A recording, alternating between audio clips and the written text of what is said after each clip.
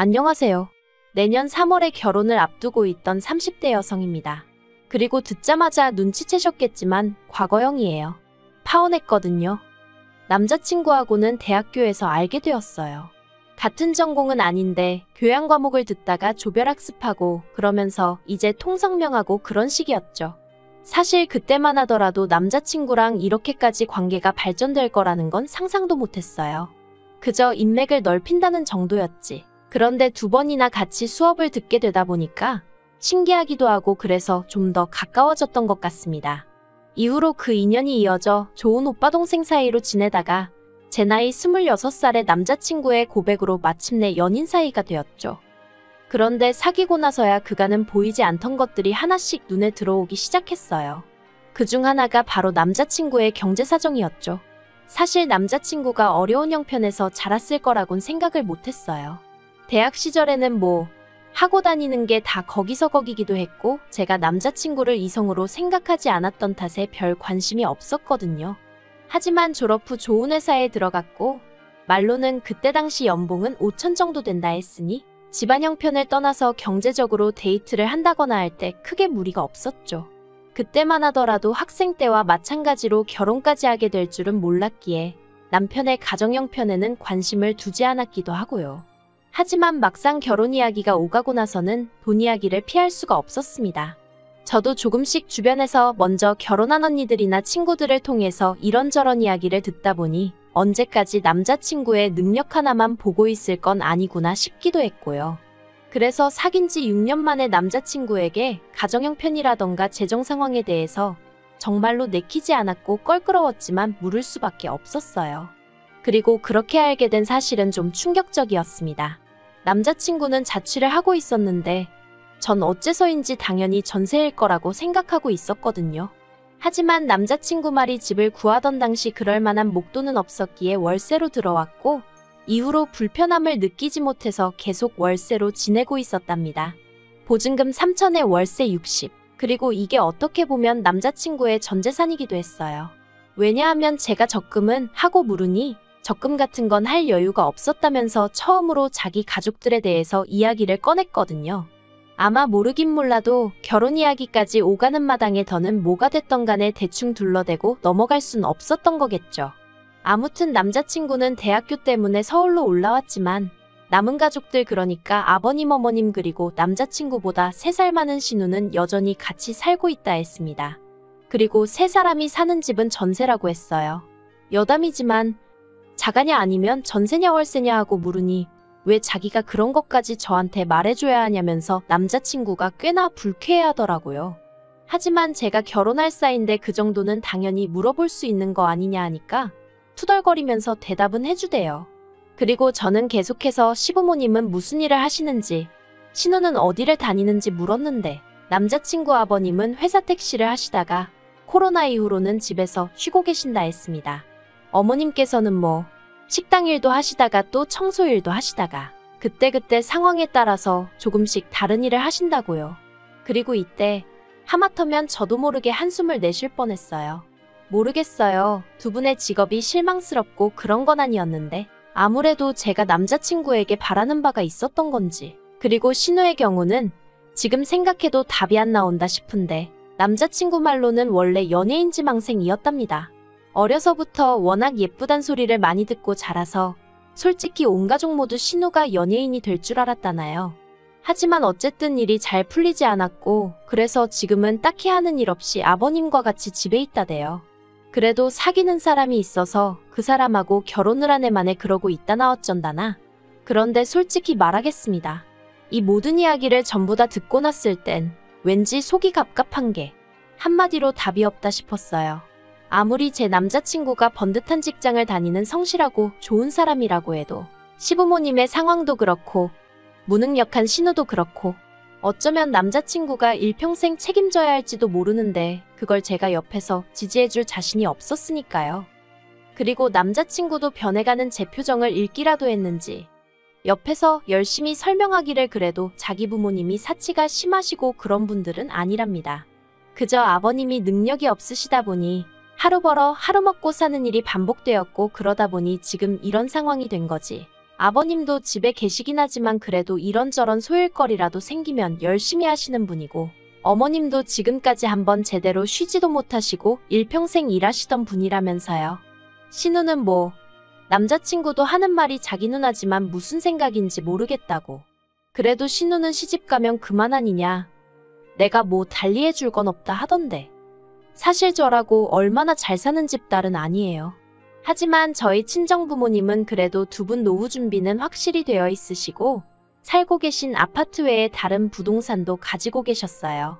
저도 남자친구보다는 좀 적지만 부족하지 않은 연봉을 받으며 회사를 다니고 있고요. 그러니 제 머릿속이 복잡할 수밖에 없었습니다. 가난이 죄는 아니고 남자친구는 분명 능력 있고 좋은 사람인데 남자친구와 결혼을 했다간 제가 떠안아야 할 게 너무나 많을 것 같았거든요. 그래서 며칠간의 고민 끝에 남자친구에게 생각할 시간을 갖자고 했어요. 하지만 정확히 3일 뒤 남자친구가 집 앞으로 찾아왔습니다. 그리고는 저랑 죽어도 못 헤어지겠다며 저를 붙잡더라고요. 부모님이 형편이 어렵다는 이유로 자기가 저랑 왜 헤어져야 하냐면서 자기가 부모님을 선택한 것도 아닌데 자기만 좀 봐줄 수는 없냐대요. 그리고 그런 남자친구를 보는 제 마음도 결코 편하지 않았어요. 오히려 제 자신이 너무 나쁜 사람처럼 느껴졌죠. 어려운 환경에서도 이렇게나 잘 자라준 남자친구에게 상처를 줬다는 것도 미안했고요. 그래서 결국 그때 헤어지지 못했습니다. 지금 생각하면 좀 더 이성적으로 생각했었어야 하는데 그땐 정말이지 참아더는 모질게 못하겠더라고요.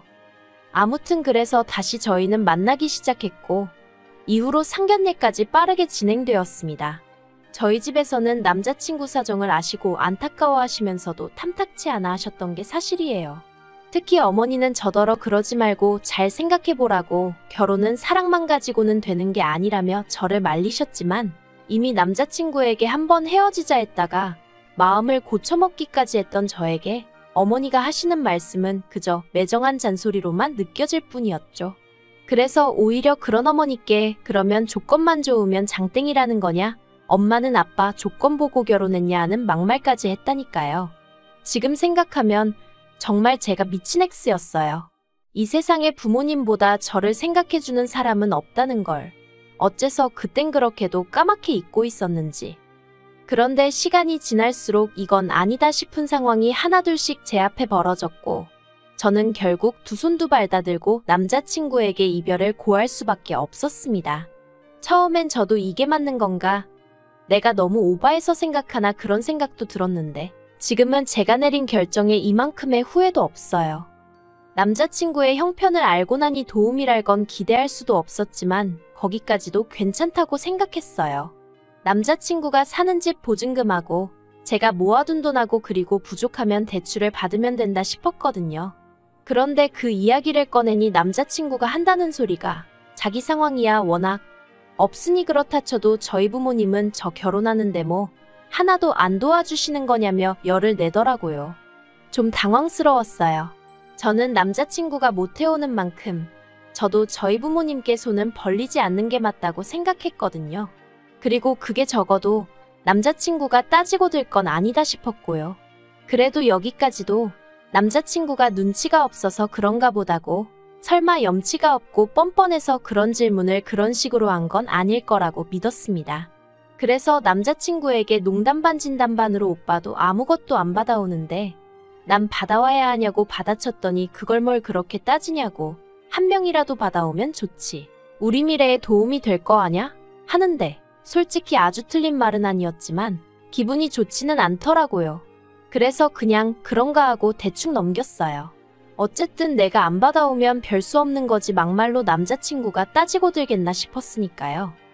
그리고 이후로 저희는 대출을 알아보면서 동시에 틈틈이 눈품 발품을 팔아 집을 알아보기 시작했습니다. 둘 다 직장을 다니다 보니 아무래도 지역적인 부분에 있어서 한계가 있었고 뿐만 아니라 예산도 빠듯하다 보니 이런저런 제약이 많았으니까요. 그리고 그렇게 한 일주일 정도 지났을 때였어요. 주말이었지만 아침부터 계속 이 부동산 저 부동산 돌아다녔더니 지칠 대로 지쳤고 그래서 남자친구랑 잠깐 머리도 식힐 겸 카페에 들렸습니다. 저희는 봤던 집들 중 어디가 마음에 들었는지 어디는 뭐가 별로였는지 그런 이야기를 주고받으며 조금씩 리스트를 추려나가고 있었는데 그때 남자친구가 뜬금없이 한다는 소리가 신혼집을 구하면 양가 부모님께도 비밀번호를 알려드리자 그러는 거예요. 황당해서 왜 하고 물으니 별 뜻은 없는데 그러면 기분 좋아하실 것 같다나요? 이게 뭐지 싶어서 순간 말이 안 나오더라고요. 그래서 그냥 싫다고 한마디만 했는데 남자친구가 왜 하고 오히려 되물으니까 더 어이가 없었죠. 하지만 대충 어물쩍 넘어갈 일은 아니다 싶어서 결혼하면 우리의 안식처가 될 곳인데 다른 사람들이 연락 없이 오고 그러는 거 싫다 했습니다. 그랬더니 또다시 다른 사람? 양가 부모님이 다른 사람이야? 이러고 딴지를 거는데 이 인간이 오늘따라 왜 이러지 싶으면서 순간 지금 정작 하고 싶은 이야기는 따로 있는데 괜히 연막 치는 건가 싶기도 하고 말이 나와 말이지만 남자친구 습관 중 하나가 자기가 뭔가 원하는 게 있는데 그에 대한 합당한 근거가 없을 때 그때 말 같지도 않은 이유를 갖다 대기도 하고 아무튼 독특한 화법이 있었거든요. 그래서 이 인간이 뭐 할 말이 있구나 싶어서 할애기가 있는 거면 그냥 딱 이야기하라 했어요.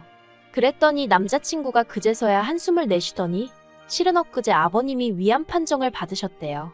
심각하신 건 아니고 이기라면서 그래도 이제 병원도 다니셔야 되고 그런데 본가에서 서울에 있는 병원에 오가시려면 좀 피곤하실 것 같아서 저희가 신혼집을 구하면 오고 가실 때 좀 편하게 들려서 쉬고 그러실 수 있지 않을까 뭐. 자기가 그런 생각을 좀 해봤답니다. 그리고 자기 생각에 제가 그 정도는 당연히 이해해 줄 것 같았대요. 또 뭐라더라. 제가 저희 친정 부모님이랑 사이가 무척이나 좋은 편이거든요. 그래서 저희 부모님한테도 알려드리자고 하면 제가 별로 반대를 안 할 것 같았다나요? 여러 가지로 당황스러웠습니다. 남자친구는 이기는 아무것도 아니라는 식으로 이야기했지만 그래도 암에 걸린 아버님이라니. 그리고 그런 아버님을 챙겨드리려고 되도 않는 잔머리를 굴렸다는 것도 한마디로 짜증이 났어요. 그래도 저는 여기까지도 어떻게든 남자친구 입장에서 이해해보려 했습니다. 자식된 입장에서 갑자기 아버지가 아프시다 하니 자기 딴에는 뭐라도 해드리고 싶어서 그런 말도 안 되는 생각까지 하게 된 거겠지 싶었달까요? 그래서 그냥 그건 나중에 상황 봐서 정하자고. 아직 집도 안 구했는데 비밀번호를 알려드리네 어쩌네 하는 것도 이상하다고. 그렇게 둘러대고 대화를 마무리했죠. 하지만 남자친구는 그때부터 정말 소위 제 앞에서 더는 꺼릴 것이 없었나 봅니다. 아버님의 수술 일정이라던가 이후의 항암 치료에 관해서 저에게 이야기하는데 한치의 주저함도 없었거든요. 저는 정작 저희 부모님한테 얼마나 놀라실까 싶어 아직 말도 못 꺼낸 상황이었는데 그리고 솔직히 말하면 아버님 상태에 대해서 알고 난 이후로는 어째서인지 집을 알아보는 일부터 시작해 결혼에 관한 모든 일에 제가 좀 솔직히 심드렁해졌던 게 사실이에요. 전처럼 별로 의욕이 안 나더라고요. 그런데 그런 제 마음을 완전히 굳어지게 한 일이 있었으니 그날은 아버님이 수술하기 전 병원에 입원해 이런저런 검사를 받으시기로 되어 있던 날이었어요. 그래서 제가 남자친구에게 고생이 많겠다고 수고하라고 했거든요. 그런데 제 말이 도대체 어디가 문제였던 건지 남자친구가 갑자기 난리를 치대요. 저한테 너무 서운하답니다. 시아버지 되실 분이 입원하신다고 하면 하다못해 회사에 반차라도 내고 병원에 와서 좀 지켜봐드리고 해야 하는 거 아니냐면서 그래서 제가 아니 아버님이 보호자가 없으신 것도 아니고 어머님 계시고 오빠 있고 심지어 언니도 있지 않냐? 온 가족이 다 있는데 왜 내가 그래야 하냐 하니까 남자친구는 적반하장으로 아버님이 얼마나 병원 생활을 하게 되실지 아무도 모르는데 어머님은 일을 쉬실 수가 없고 자기 누나는 믿을 만한 사람이 못 되며 자기는 회사에서 자꾸 휴가 내고 그러면 승진에 영향이 있을 테니 결국 자기랑 결혼하고 나면 아버님을 챙겨야 하는 사람은 저라며 오히려 저더러 그 정도 예상도 못하냐고 왜 이렇게 생각이 짧냐며 저를 타박하더라니까요. 정말이지 어이가 없어서 어디서부터 어떻게 따져야 하나 싶다가 그냥 진심이냐고 물었습니다.